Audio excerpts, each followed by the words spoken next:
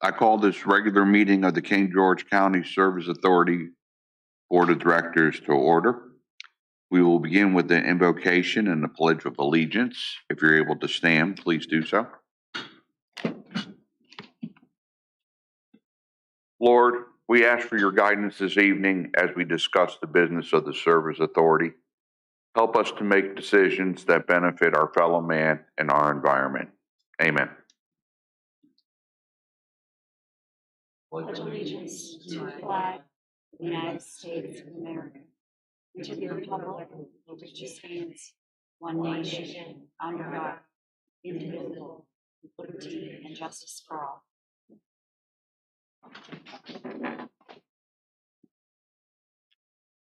Thank you. Mr. Miller, do we have any amendments this evening? No, sir. Thank you. Moving on to public comments. Anybody in the audience wish to speak this evening? Mr. Dines, do we have anybody online?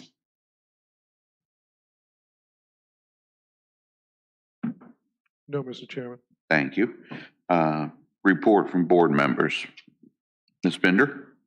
Thank you. The only thing I would like to talk about, we had our last, not last official meeting, but our last working meeting of our HB 206 work group. And we discussed a lot about the aquifer and the effects of solar farms on possibly of the excessive water use for solar farms, data centers, and battery storage on aquifers and localities.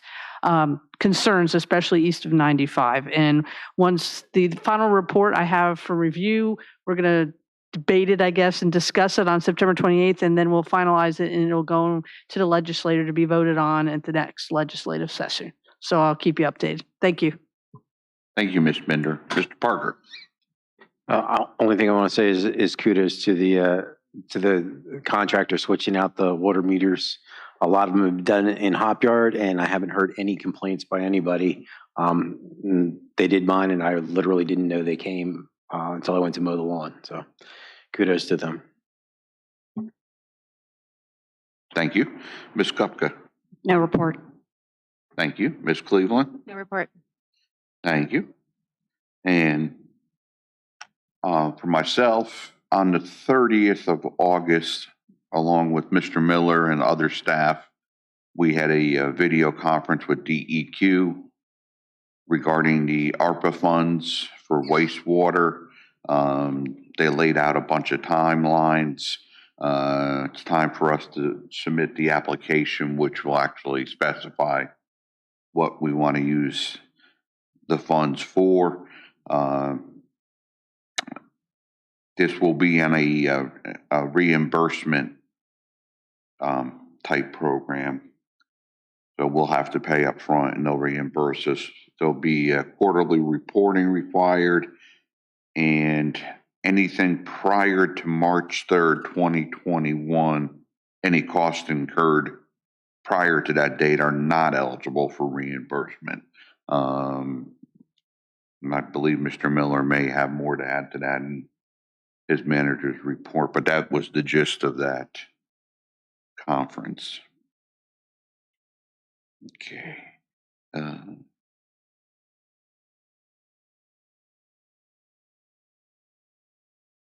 Okay, moving on, consent agenda. Motion to accept the consent agenda as written. Second. Motion's been made and second. All in favor? Aye. Aye. Aye. And the chair votes aye. Motion carries. Moving on. Report, County Attorney, Ms. Lackey. Good evening. I have Jessica Washington here. I was able to introduce her to most of you all before the meeting. She is the Assistant County Attorney. This is week 3, so good on her for already showing her face at a meeting, but she's already getting very involved, and I think she's excited to be here. Been giving her a variety of things, so she's getting a sampling of county and service authority business. Just a quick update on an upcoming item, there is a small modification that needs to be made to the Hop Yard Farm subdivision plat. There's service authority easements that extend into public right-of-way. VDOT wants that cleaned up before they accept the road. So you'll probably be seeing a deed on an upcoming agenda. So I just wanted to mention that.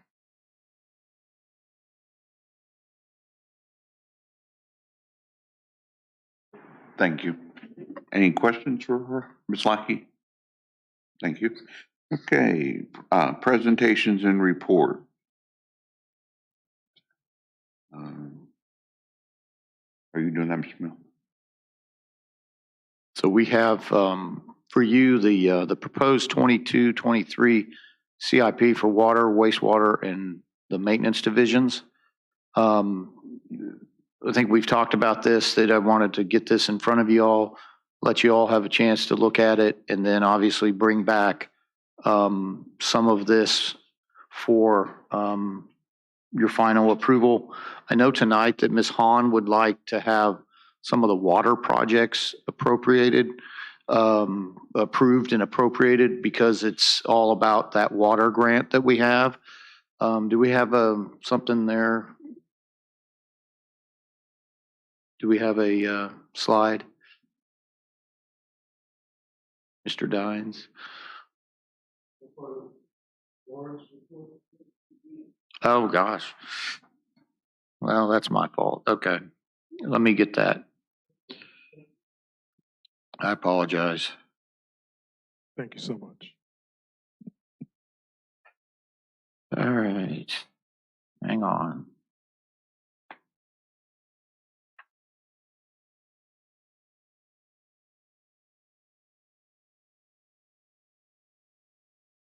Okay.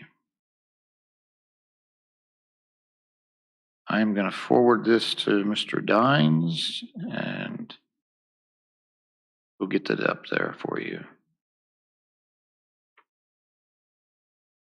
Just send it to you. Hopefully your internet works fast. If I could, maybe we could take this out of order and we could move to the next item while Mr. Dines loads this, and then we can allow Miss Norris Barker to present the AMI project to give you an update on this.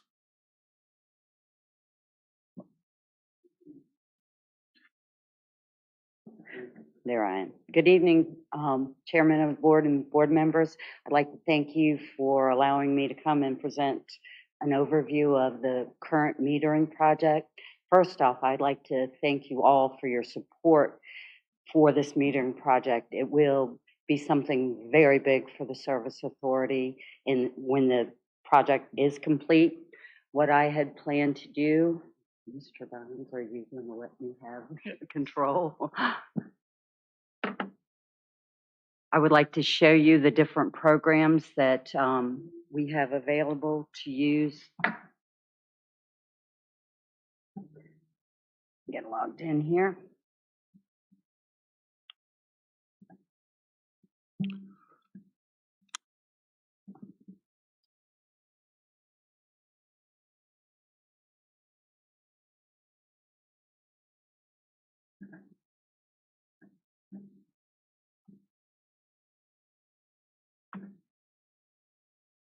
First off, the Fortiline is using a program called H2 Analytics. This is where they are devising the work orders for each section. The first section that I chose because of the ease of the section was Hop Yard. It's a newer subdivision, and it would definitely show that it would be easier to work with this. So I would log in as you had seen me, and I would select the route, and I would select the query. So I'm going to say field complete job to date. And these are all the addresses that currently have the AMI meters that once they are transferred into the READY program, we will be able to see their usage by the hour. We can change that later, but right now they are in the program by hour. I would like to just take one of them and show you the vast amount of information that's being included in here. This is a summary, and it was assigned to Blake, and it's at Longbow, 5340 Longbow. This location number, that's very important because each address could have different customer numbers, but only one parcel number or location number is assigned to any lot. So we need this information in here. So the additional information, it tells you that Blake has completed it. And right here is the GPS coordinates of this actual meter. And then you can see it on a map. And that would be the meter right at the road. The next tab would be the meter that was replaced. It was one of the Camstrucks that was an AMR meter. And this is the old meter ID. Here's what the reading was on that meter. And now we have the new 2250 Flow IQ meter, which is the AMI ready meter, and the serial number. Under extras, I did want to mention that I had asked them to add this field. We, in the future, will be required under lead and copper ruling from Virginia Department of Health to know what type of piping is going into the customer's address. So I've asked them, as they're at each meter, to check this out so that we can have record of it. I will be able to extract this information along with the address when we are required to have this for VDH, and it'll be ready, and that will incur a savings because at this time, staff would not be able to complete this. And we do have Fortiline at the ready, and they seamlessly entered it for me, and it is going to save us money in the future and keep us in compliance with VDH. And last on the meter installs, they actually took pictures of the old meter. This is the old meter, which you see, the 2200. That is an AMR meter that does not read through, it's a drive-by meter. And here is is that the new install? That's the new install meter, and the meter in the ground. We had actually requested that they take a picture, and this one individual, he has been talked to. We would prefer that they have a picture of the area around so that we can verify to the customer that none of their property was damaged during this, that we didn't disturb anything. So these meters are, we have right now on Route 85, 350 of these meters have been installed. There would be a total of 430 that need to be installed for Hop Yard. At the end of this initial, I have them in locations where it is easier to install the meters in subdivisions that are fairly newer. So before our next meter reading cycle, which will start at the end of this month, they will have installed 842 meters, and they will have shaved 3 days off of our meter reading process. Meter reading currently takes 17 days, 2 men, 17 days. And just by the end of this month, we will have 3 days shaved off of the process, which will be tremendous. As we go along, we anticipate them doing 2/3 of the meters before the end of December, by the end of December, and that's going to be approximately 3,000 meters. So there would be a 1,500 more that they would do in the next fiscal year, as our timeline for this project has been spread over 3 years. So they originally started installing the collectors on the towers that existed on August the 2nd, and they've installed all 8 by August the 12th. They started installing these meters in Hop Yard on the 22nd of August, and they, like I said, they have 350 meters in the ground, and they're progressing very quickly because of the ease of the subdivision.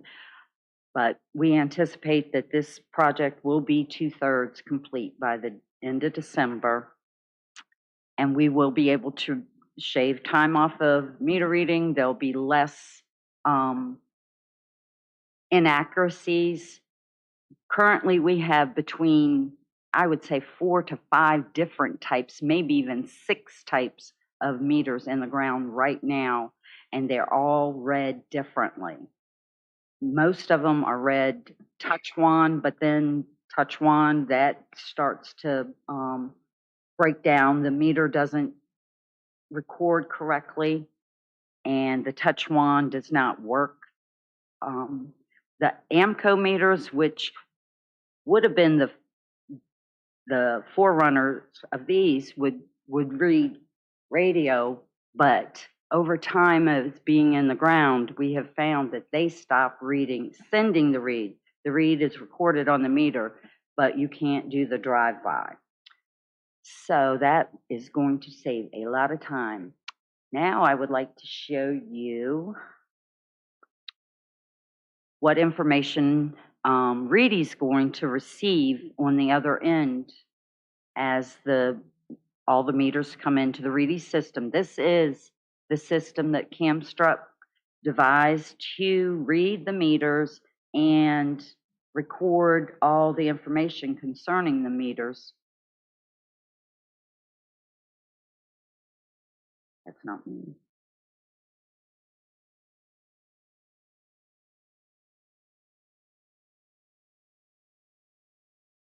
Do I have it on? Oh, no. Thank you.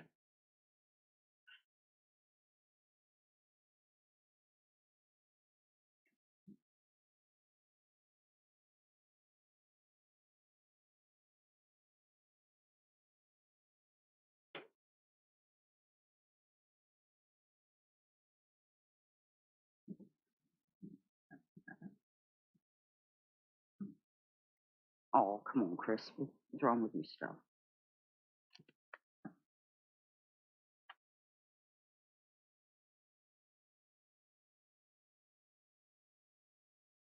Ah, yep, you're right.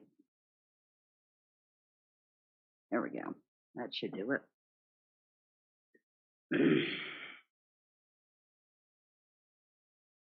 And I did want to mention that Portaline, as our choice of the meter install, they have been just really a good company to work with. We haven't had any issues with them. They've been very respectful of our customers and respectful of staff, and we are working well together, and I do not see any reason to have any issues in the future with them. So we'll go to Route 85, and I can show you here.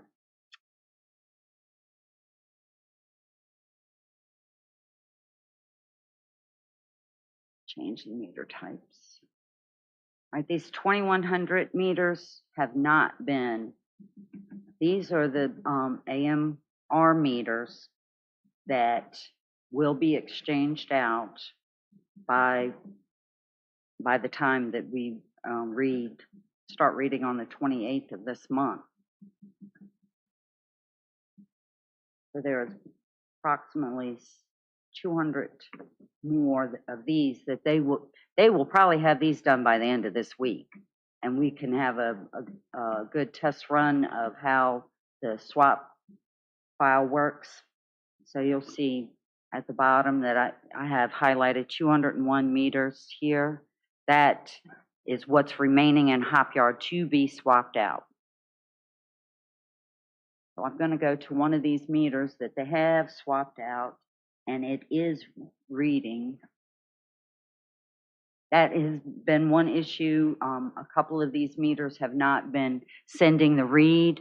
And Portaline is very progressive about getting out there and seeing what's going on with the read. Well, this meter, which I have chosen, lo and behold, it has a burst. So this is going to report to me every day once the program is all up and running. And I would say, let's go back to that meter to see whose meter it is, because I would say that is a contractor that is irrigating water. Yes, it is. Ryan Holmes. And that we will run into that. So that, but here's another meter. This one is not using a lot of water.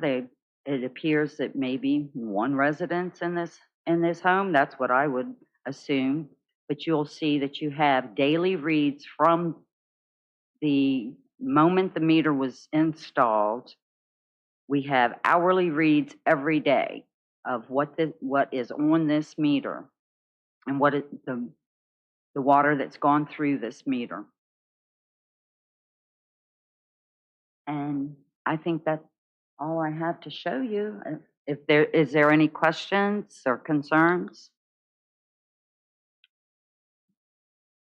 I did want to say this, and I think that Patty's done a great job working with this group, and they are really top of the line. It was a good choice. And I know John Eisenbeis and his crews are working with them as well. They are going to come on the next meeting, the 20th. They want to come and talk to you all and tell you more about their technology and how they do all this and kind of the timeline. You know, it's a multi-year project, and you know, this kind of information is just absolutely wonderful because it can help us understand where maybe we have issues of one, bill accuracy, but also just the other thing about water usage and possible waste. And so this kind of information is really going to be very useful. And so, but like you said, like Patty said, if you have any questions, she's able to answer that. Mr. Chair, thank you. So, ma'am, will customers be able to get on a dashboard like this and view their usage?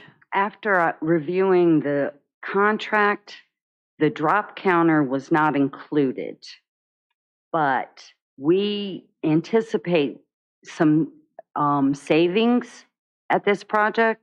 The drop counter the cost was $20,000 for the initial, and then there would have been a yearly fee for it.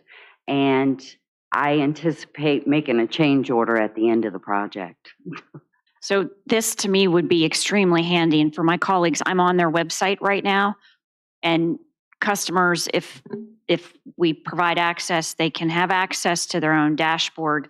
It's called a water loss dashboard, and it gives a day-by-day bar chart breakdown of a graph of how much water is going through their pipes, basically being used. Northern Neck Electric Co-op recently went to an app that allows its customers, because I am one, and it's amazing. I can log into the app the next day and see that I had high usage yesterday because I ran a ton of laundry. Yes. It's just amazing how you can Yes. have access to the data and you can track your usage, so that if there are folks who perhaps are, need to watch their expenditures and Right. and want to look for patterns in their usage and things like that, I think this would be extremely helpful. So I hope that if we get to that point and it comes forward, my colleagues would take a look at that and take a hard look at that and consider it. Thank you very much for your presentation. Thank you. You said hourly read, and then you said daily reads. Well, Is it doing both, or? it's actually right now set up for hourly. Hourly is being sent to me Okay, from the collector. The meter can do I think it will store reads for every 5 minutes. So if somebody had some issue, and also the meter will adjust to their normal usage so that it won't send me a burst when he's taking a shower, first thing in the morning. Let's see if I can show you again that. Well, I know last month you all caught a big usage at my house and came out. Yes. And That we caught on the meter read cycle. So that was something entirely different. We saw it at the that was meter 7 read. extra people in the house. But We it saw would send you alert. This new system would send you an alert like that day or the next day. Well, it would send it to me currently. I believe Drop Counter does have that for the customer also, that they will get an alert, say if a child left a faucet on and it was running all night, they would get some sort of alert through Drop Counter. But right now, these are hourly reads.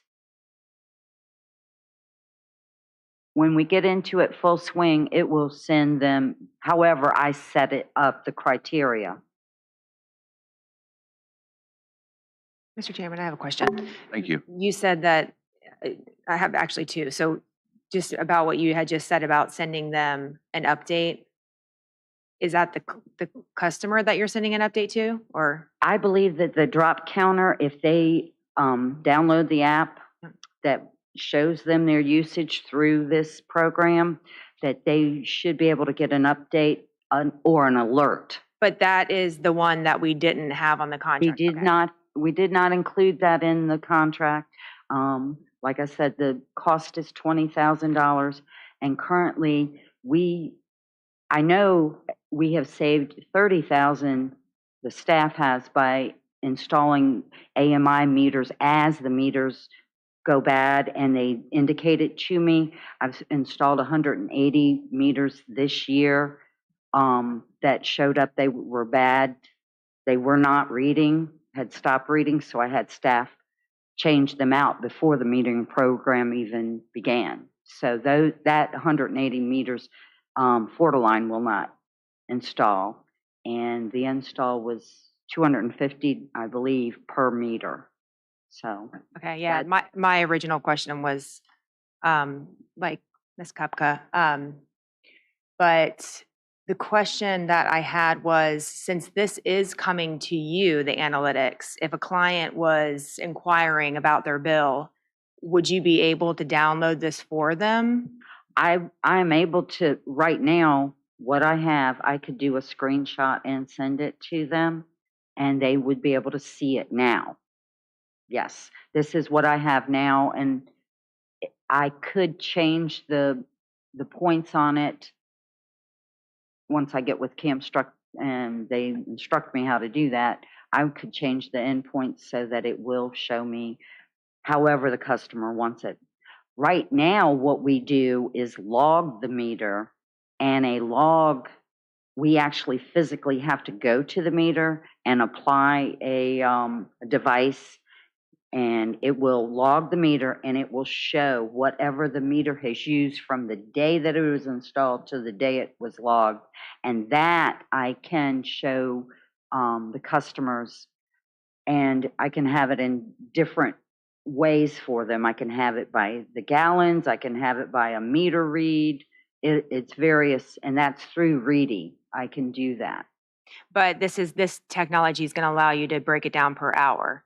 Yeah, and I will say that as a client of the service authority, that would be very helpful for me. I have 3 kids, and sometimes our bills are very high, and it would be really nice to target, the time that they were high. Yes. So I would definitely be interested in talking more about that option. But thank you. Yeah, this is really good. We'll circle back regarding any kind of a change order that we might need to pursue. And I think then the next thing is obviously as we get further into this, we'll get some public information out there and let people understand the very questions you guys are asking. There's a way to get to those answers, and it can be utilized with this data, and the staff here can provide that. So we just wanted to give you an update on this. It's a very important project for the service authority, and I think it's going off well right now, and I don't anticipate any problems. I have a quick question. So if you get a report, it goes directly to you. So if there's some kind of issue, you can alert right away. Yes. So what is an issue? Like just a high volume of water or? Well, the meter can determine whether there is a burst, or a break because of the volume of water that's going through the meter. And I will get an alert. Even if the customer doesn't have the app, I will get alerts every day concerning their usage if it's out of the normal. That's what I was going to ask. So you could contact them, see if maybe they had family over or. Were they filling a pool or Right. watering their lawn? Okay, that's all I Yes, need to know. Thank you, appreciate it. I I think can- the customers should like that. Yes. Thank you. Is that it? Thank you. Thank you very much for allowing Very me to do informative. this.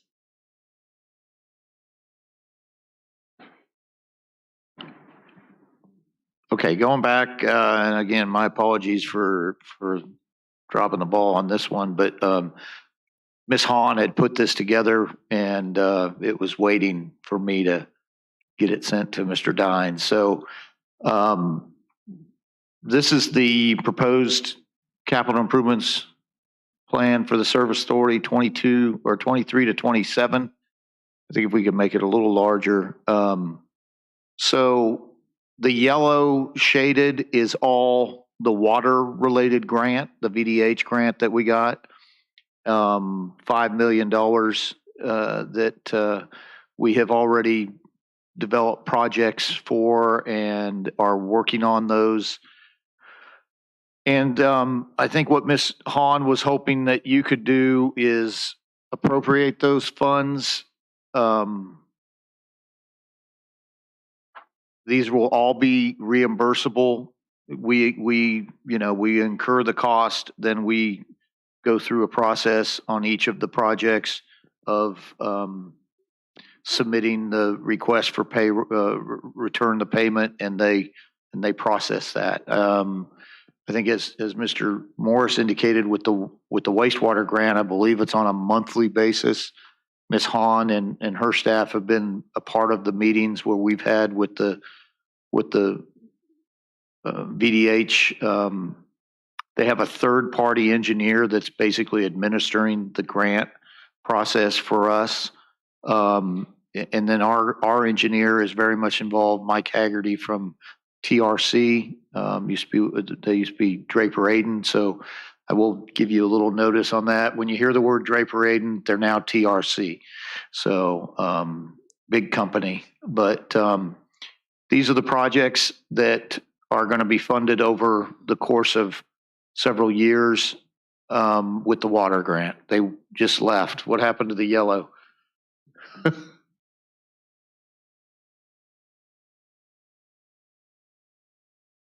Chris? Okay. But other projects that are also on there, we have the Perkins Corner wastewater treatment plant decommissioning. That is underway. That will be funded by the wastewater grant that we are in the process of working through. Hop yard capacity upgrade, that is also going to be funded through the wastewater grant, the $16 million. Then we have the used dump truck was something that you all approved in last year's CIP. We haven't necessarily done anything with that. The vacuum pump truck is another project on there that's very critical. Oakland Park decommissioning, that has been upgraded to a little quicker time frame because of the availability of those $16 million. So you're going to have in a short term, like 3 to 4 years, you're going to have decommissioned 2 wastewater plants. That's the plan. Dahlgren / Fairview Beach wastewater treatment upgrades, those are also going to be funded through the wastewater grant. the infiltration and inflow projects, an annual program, and we're going to be utilizing the wastewater funds that we are receiving. And UV projects, mainly at Dahlgren. That's a process of treating the waste as it comes in. That's also going to be funded through the wastewater treatment grant that we got. So again, going down from number 12 through to 17, those are the water-related projects. And those are all going to be funded through the water grant, the $5 million water grant that we received. And as I said, we have already scoped out projects, and we are working according to the guidance that we're getting with VDH you know, the whole process of bidding out things and stuff like that. So let me just recap those. Arnold's Corner well, that's an upgrade. That's very essential to the courthouse system here. So that will be an upgrade. The circle and the courthouse interconnection, that is another critical part of the courthouse water system. And the goal that VDH has on this is to tie those together, obviously, hence the word interconnection, to provide better redundancy, better reliability. And Circle is a small system there on Ridge Road on 205, and it will then connect with the courthouse system. The abandoned Circle wells, that would be, once it's interconnected, you would have that taken care of. Canterbury is on on Route 3 as you're going towards Westmoreland County. That's a subdivision in there, pretty extensive water service there. The other goal that VDH has is there is a need for the Canterbury and the courthouse systems to be interconnected. And that's part of that water system grant that we get. New Fairview Beach well, we've talked about this. So the Potomac Landing well is pumping sand. And so we can either add a new one at Fairview Beach, or we can add a new one at Potomac Landing. It really makes no difference. And so we're looking at the best options. We've been working with VDH on that, but that is one of the next, that is another part of this water grant. And then Hop Yard and courthouse interconnection, obviously a big part of the upgrades to the water system would be the connection with Hop Yard and courthouse. And obviously if you, once we move to surface water, then you're looking at Hop Yard being really a fundamental place in the whole system. And so that connection there between Hop Yard and courthouse is very essential. And the last item that's on there that's not obviously in shaded colors is fencing for various lots that we have. We have a lot of lots. We have a number of water towers and well sites that just need to have upgrades to their fencing. This is the beginning of that. It's probably something that we'll have to have coming back every year to just upgrade the fencing, especially after the winter storm that hit. We had a lot of trees that took some fencing down. We're just catching up on that. So all of these projects are very much, obviously, with the exception of the fencing and the small dump truck and the vac pump, everything is tied to a grant. Obviously, if the service authority would have to utilize wholly the line of credit and not be able to reimburse ourselves, we will use the line of credit to pay for these, and then as we get reimbursed, we'll utilize those funds to reimburse ourselves. Donna, did you want to explain about the appropriation and why that's critical?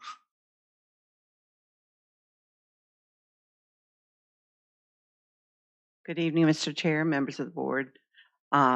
The wastewater projects, of course, Mr. Miller mentioned that they are reimbursable.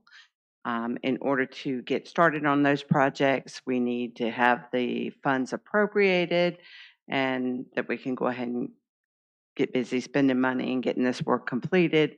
And also to allow finance to set up the coding structure in our financial system to record that. We want to keep it separate from anything going through the normal operating codes, so that it makes the reimbursable piece a lot simpler.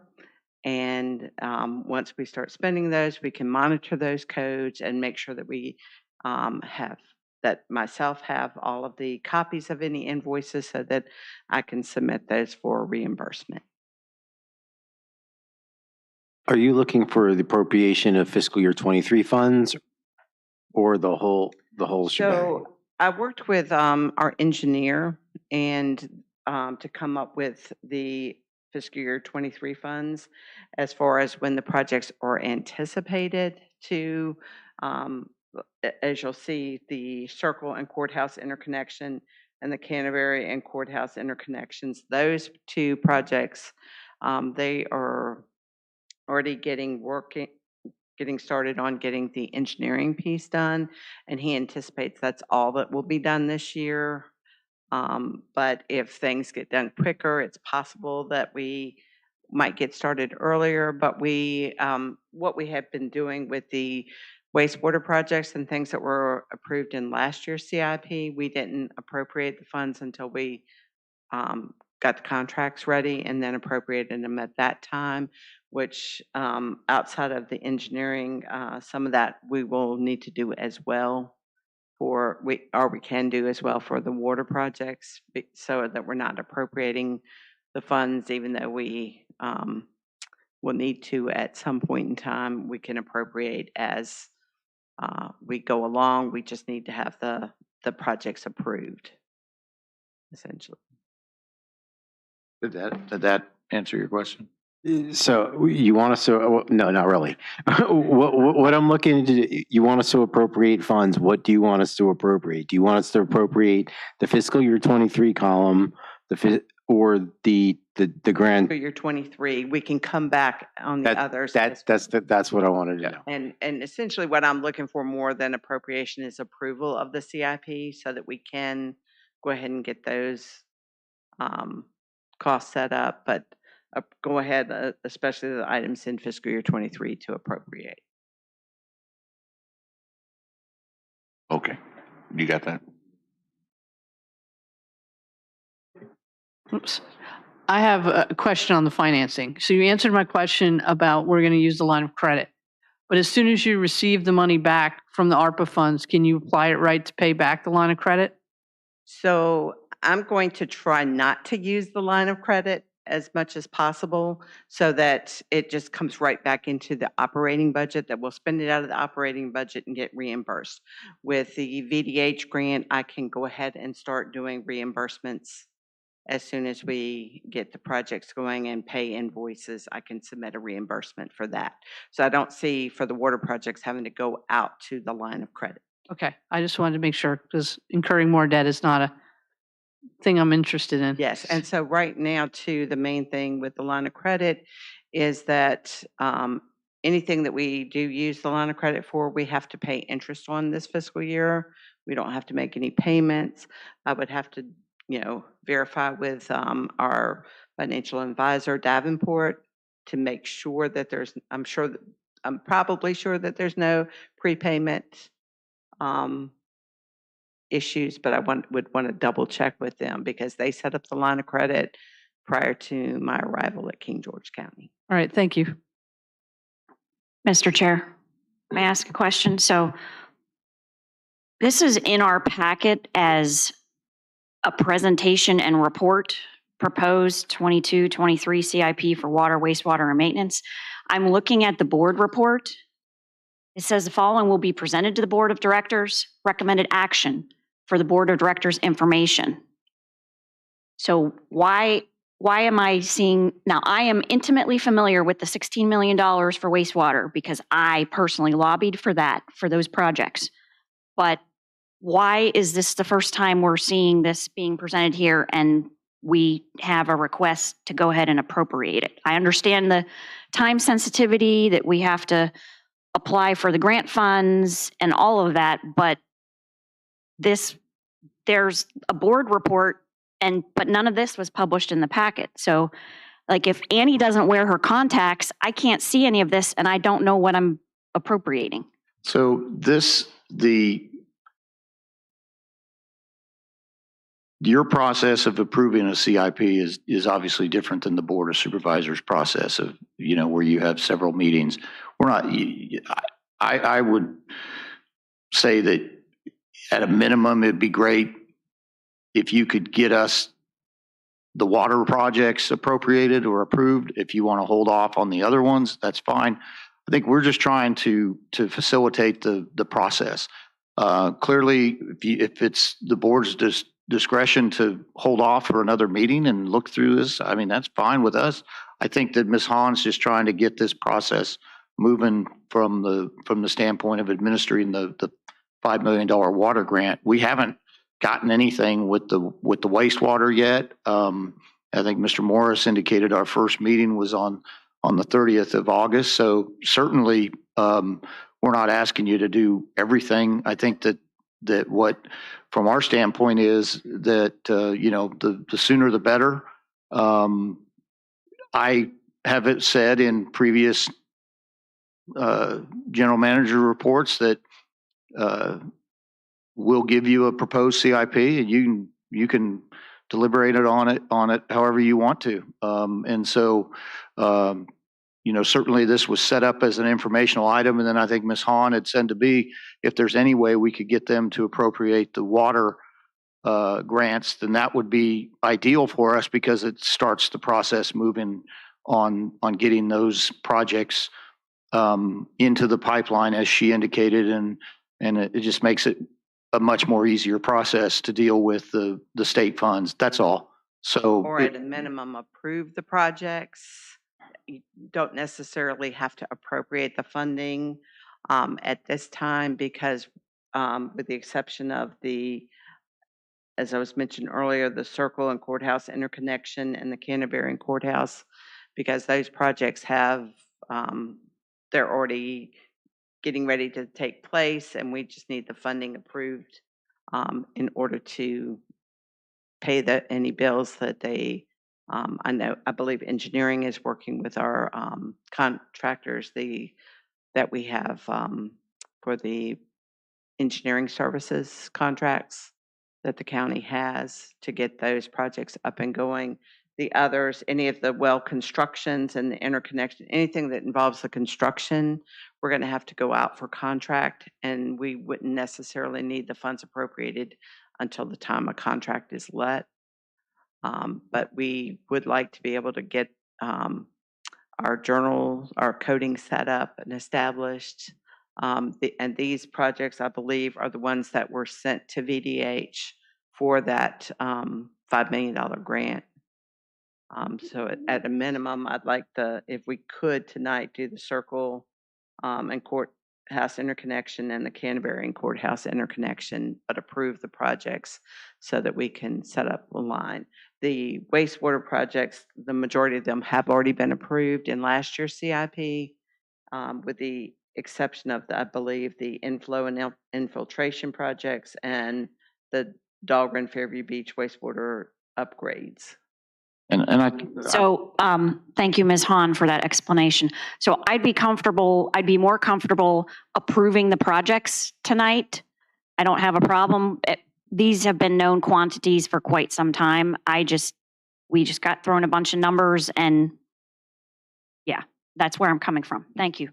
Mr. Chair, I just want to, I'm comfortable, but I'm not comfortable because for me, I want to see how we're going to get the money for it before we get reimbursed without constantly dipping into the line of credit. So presented it right now, I just see an Excel. And that's why I'm saying tonight only appropriate for the Circle, for the engineering pieces, the 81-1 and the 94-2. And I understand that. I just don't feel appropriating I'm it not without the planning- information. Yes, I'm not planning to dip into the $15 million line of credit. I'm planning on paying those out of operating budget and then reimbursing from the grant and coming right back. So I think what you're saying is the engineering firm's going to send a bill of, let's say, $10,000 for the month of June. She's going to pay the $10,000 and immediately send the invoice to VDH to get the $10,000 back. So the next $10,000 that comes in, we've already gotten $10,000 from the previous month. So what you're going to be lagging is some smaller amount of the $81,000. So whatever the engineering, let's say it's $20,000 a month, you'd be $20,000 behind, and at the end you'd be getting your last $20,000 back instead of going to credit for it. So as soon as she gets the invoice, she can pay it from our funds, but then put the invoice into VDH to pay. So you always be like a month behind from VDH. I understand the concept. It just makes me a little uncomfortable. Well, and I just would add that to what Ms. Hahn is saying. I mean, we understand the use of the line of credit. I mean, the minute you use it, you're running an interest on it, and no one wants to do that. No, I mean, that's why we've been very fortunate with receiving these grants, and clearly, you know, the intention of the line of credit was thought out and was very, you know, wise in the sense of what the previous boards did, knowing that there was a need to do some capital projects that have been long deferred and to bite that bullet. And we're not here advocating that we're going to use this line of credit unless it absolutely is necessary. And as Ms. Hahn indicated, we're going to do everything we can to take it out of operations and then have it reimbursed. And I think that's what we were trying to do tonight. I like I said, however you want to deliberate on this, I think that we just felt, you've seen these water projects. We provided it in the grant that was approved by this board back in late June. So these water projects are not a mystery. And I agree with the wastewater projects are projects that were put in the grant request for the wastewater project. So the only couple projects that are new on there, one is the fencing. And as Ms. Hahn indicated, the water projects are all done in coordination with VDH. These are what they want us to do.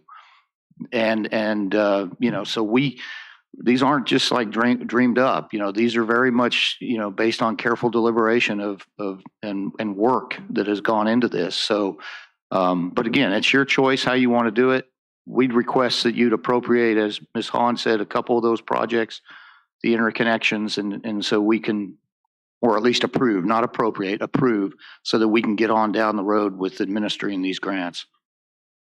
Mr. Chairman, I thought that you had said in your board report that this could be retroactive to March 3rd, 2021 water I projects. think that was the wastewater project.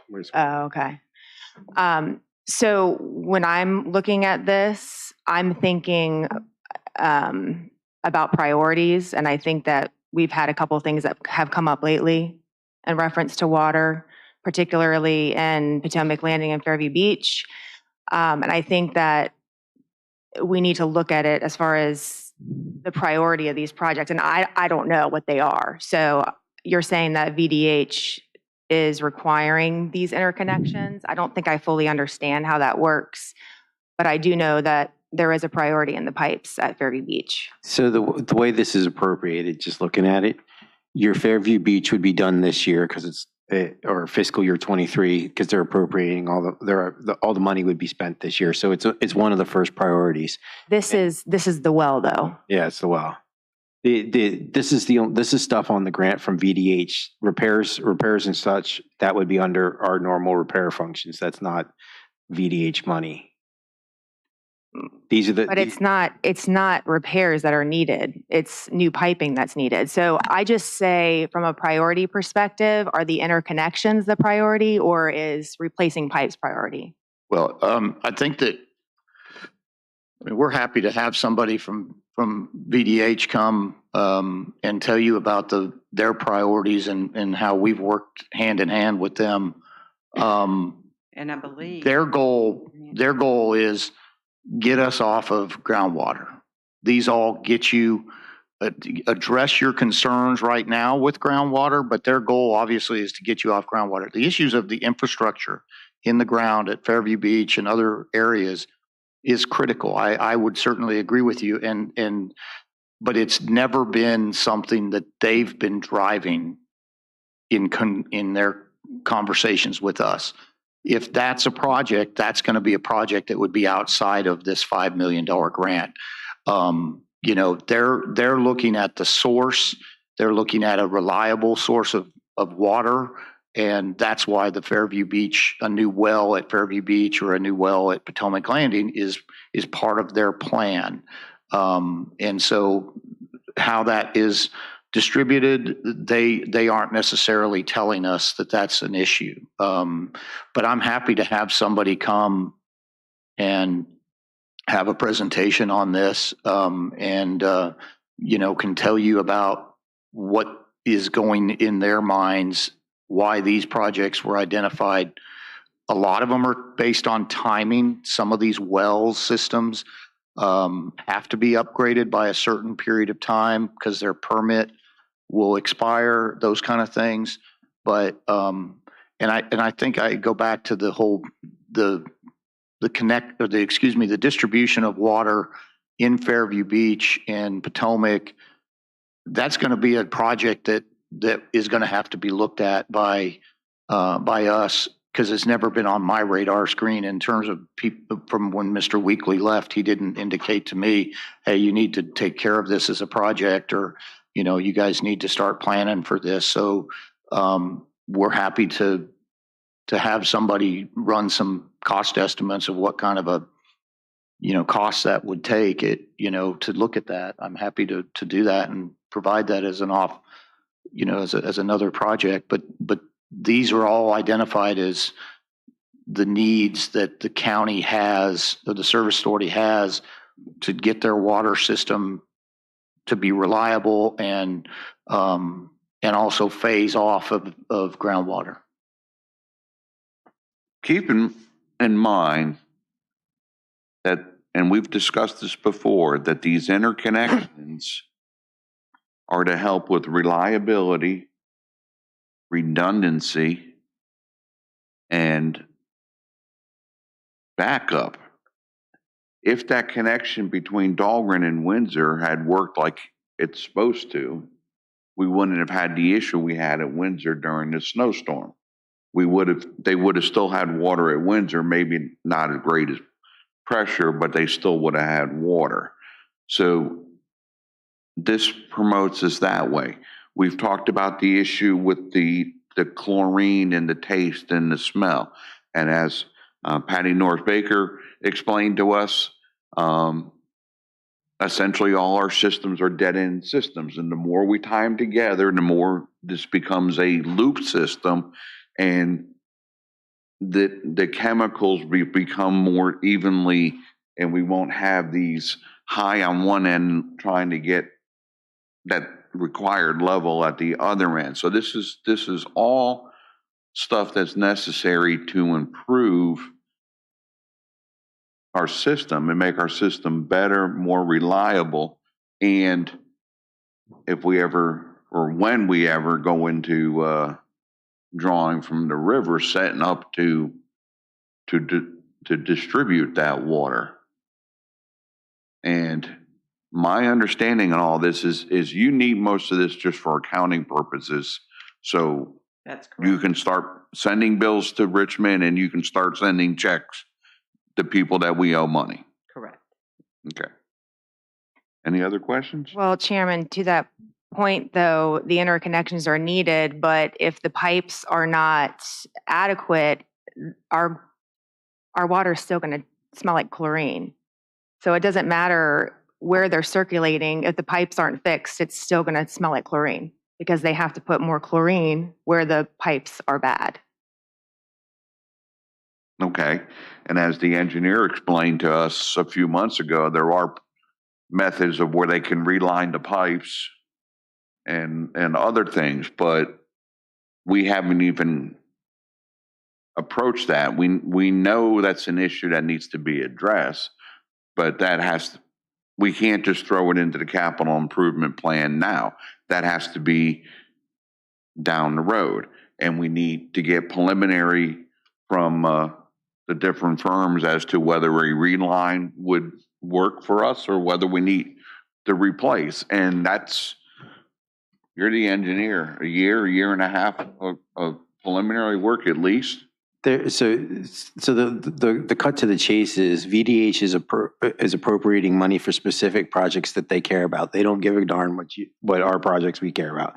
It's a state government agency. They're going to fund whatever they feel like they want to fund, and nothing else. It doesn't really matter. Now we have to addressing the maintenance of the lines. That's this board. We have to take a look at it, and that's something we have to get the engineers involved in to figure out what's the most cost-effective, fastest way to do it. But it wouldn't be covered by VDH. What we're talking about is a grant from VDH for specific projects VDH wants us to do. And if we don't want to take the money from VDH, they won't give it because we want other projects. They just won't give it to us. That's sort of the way that the funding works. Mr. Chair, I'd like to offer a motion. Go ahead. At this time, I would move to approve the list of projects in the proposed Service Authority CIP 23 to 27 as presented. Motion's been made. Do I have a second? Second. Motion's been made and second. Roll call vote. Ms. Bender? Aye. Mr. Parker? Aye. Ms. Kupka? Aye. Ms. Cleveland? So we weren't able to have discussion on that, or? We didn't have discussion. We just spent the last 10 minutes discussing. Well, we didn't make a motion. I just have a question about it first. Okay. Okay, so what you're saying is we're approving the CIP, but not allocating the funds of the grant, right? Okay, aye. Okay. Chair votes aye. Motion carries, and that meets your needs for accounting.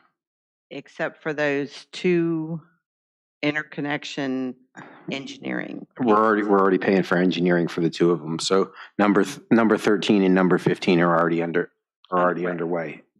Right. So they need money appropriated to them to pay the bills. Okay.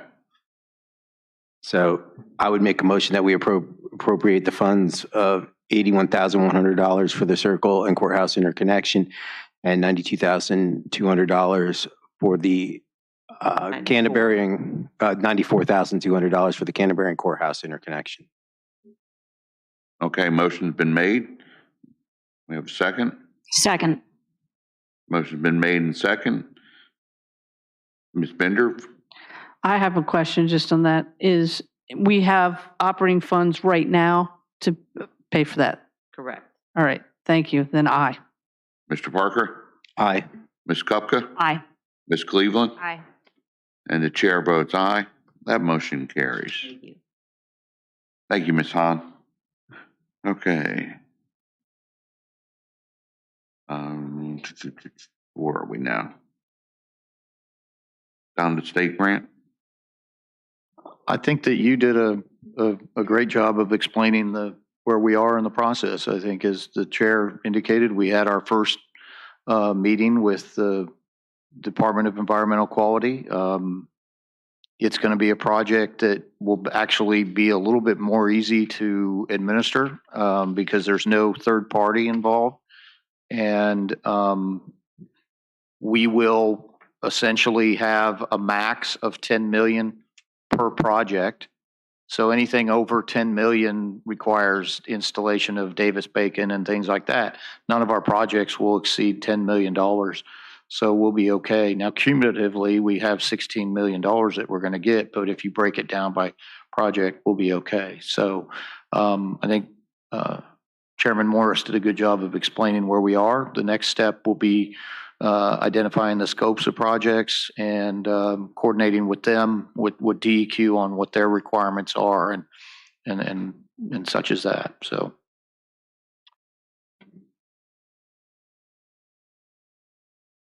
Give your general manager's report? Yes, I believe it's on there. So just going to mention a couple of employee anniversaries. I was remiss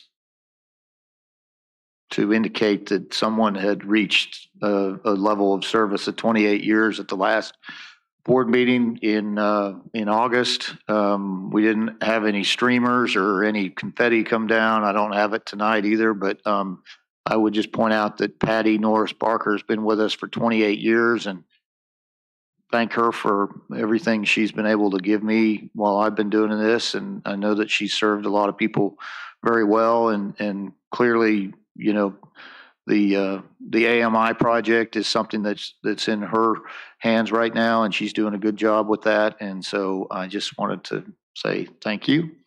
We also have operator trainee, wastewater operator trainee, Robert McLenigan is with us for 2 years. So the last thing that I have on here that is not mentioned, but it's at your table or at your desk, is a to-do list.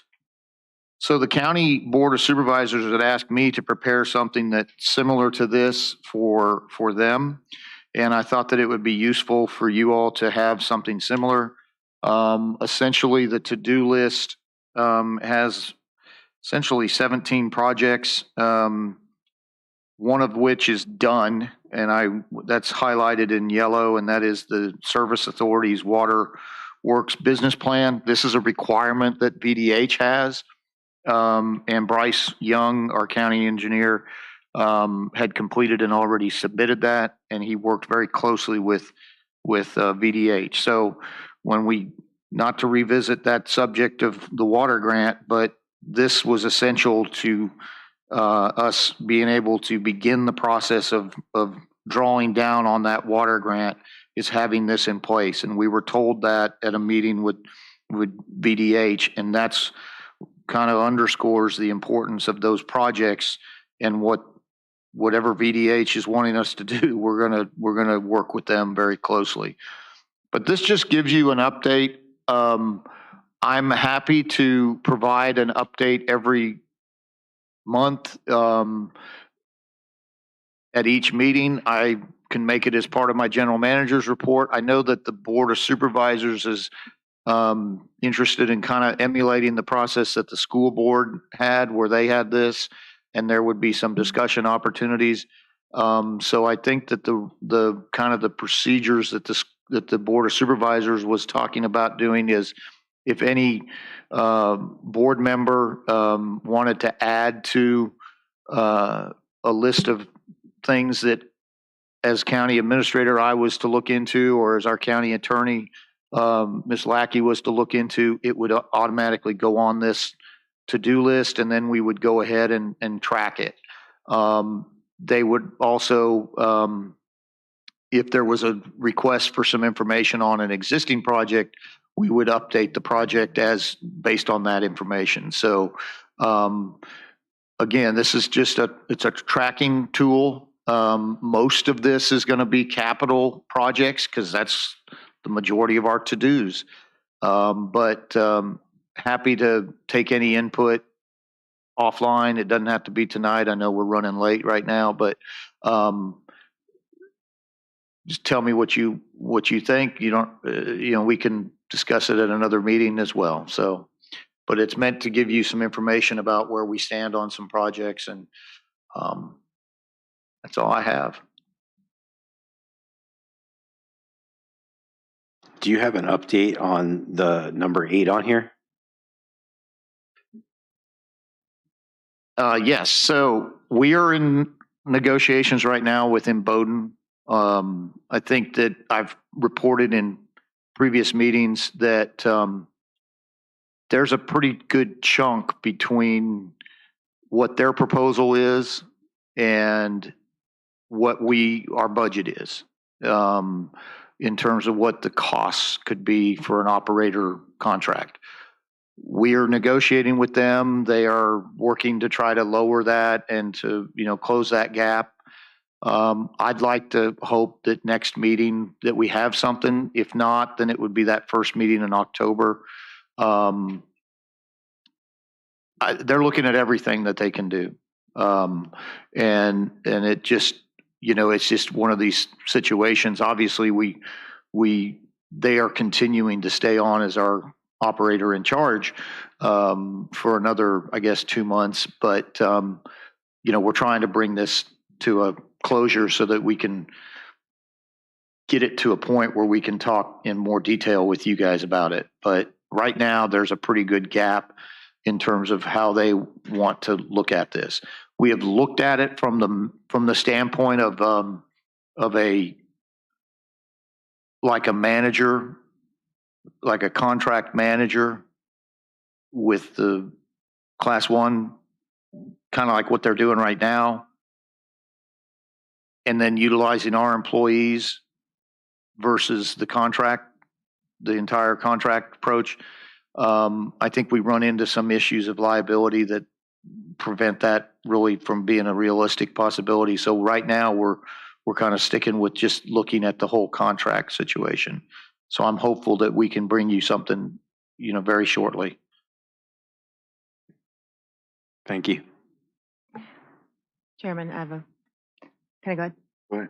Okay, so I like this idea, and I think that this would be really good to bring back to us, to give us updates, particularly what we were just talking about, which is the future of the Service Authority, and information like that we need to know, and know that it's developing, and know what your conversations are. So I absolutely think that this is needed and critical at this point. So Okay. I appreciate that. Okay. Thank you, Mr. Miller, and I like this also. Thank you. If nothing further from Mr. Miller? Parker? Motion to adjourn to September 20th, 2022 at 5:30 PM here in the boardroom. Motion's been made and second. All in favor? Aye. Chair votes aye. Motion carries. We are adjourned to September 20th, 2022 at 5:30 PM here in the boardroom.